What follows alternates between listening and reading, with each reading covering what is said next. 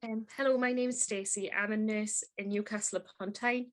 I work in pediatric surgical. Over the past year, it's been quite a traumatic experience for a lot of nurses.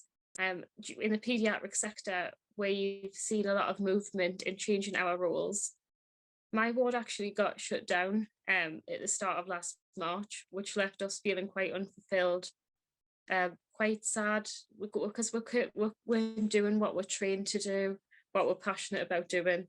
Um, our patients ended up waiting a long time for surgery, and we were only really treating what cancer patients and trauma patients because they were seen as obviously urgent care. So we ended up really being shifted across the hospital, and it was quite scary. There was like sort of a lack of control for members of staff. Um, where teams were sort of divided, and that just there was no continuity in normal life and in working life.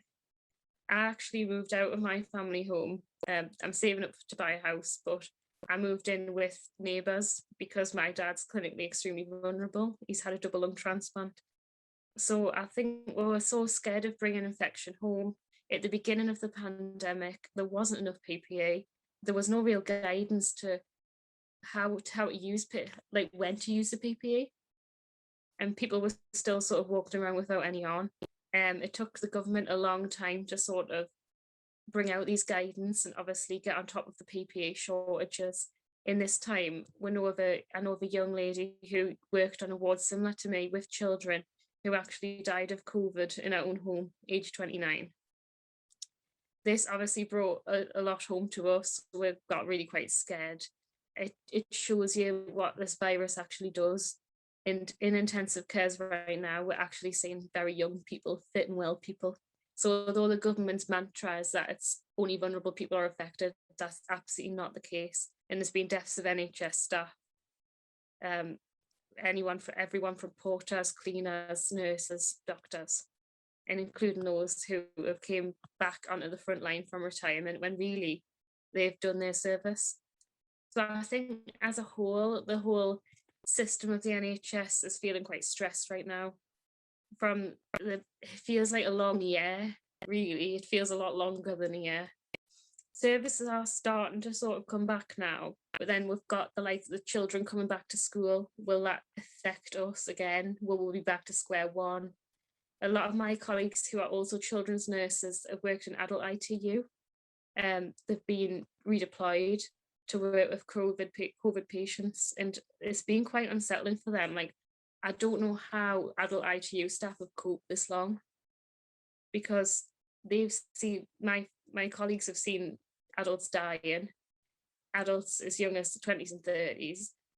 Yeah, the ITU staff have dealt with this every single day. So our hearts really do go out with these staff. I think it must just be heartbreaking. And I've heard of a lot of PTSD in doctors, nurses.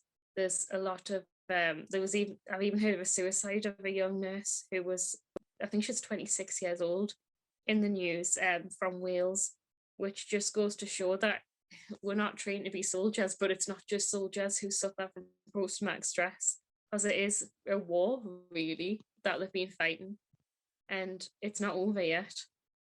The vaccine does give us hope, but the government will not stand by a COVID-free strategy, such as like the likes of New Zealand are adopting. So hence why New Zealand have had such few deaths, and one death in New Zealand's too much, but our government doesn't believe that. These people used to have faces on the news. We used to have names and faces of COVID victims, but we don't anymore. They're just another number. But really, I think from our point of view, every number's a life. That's someone's dad, that's someone's uncle, someone's granddad, someone's daughter. I think there could have been a lockdown a few weeks earlier at least, because I think we knew exactly what was coming. I think it's been too soft. The lockdowns have been a bit of a joke, really, especially the ones following on from the first lockdown. That's when the hospitals have actually been under the extreme pressure. It wasn't the first lockdown. It's been the second and third ones that's been really quite horrendous. We've had patients come from down the country because there's been so little space. Like Birmingham Hospital, I know that there was just no capacity, so they were sending patients to us. So that's obviously increased the pressure on our hospital. But if somebody needs help, they need help. Like absolutely, if my family needed to go down to Birmingham Hospital, I would send them. But it just goes to show there's not enough staff, there's not enough resources. Really, I think the 10 years of austerity have caused a worsening effect, really. It could have been handled a lot better. Um, Signs should have been listened to. We should have locked down earlier. Should have been a stricter lockdown. We should have had PPA. But then I think poor organisation and 10 years of austerity has ground the NHS down, and that's why it struggles so much.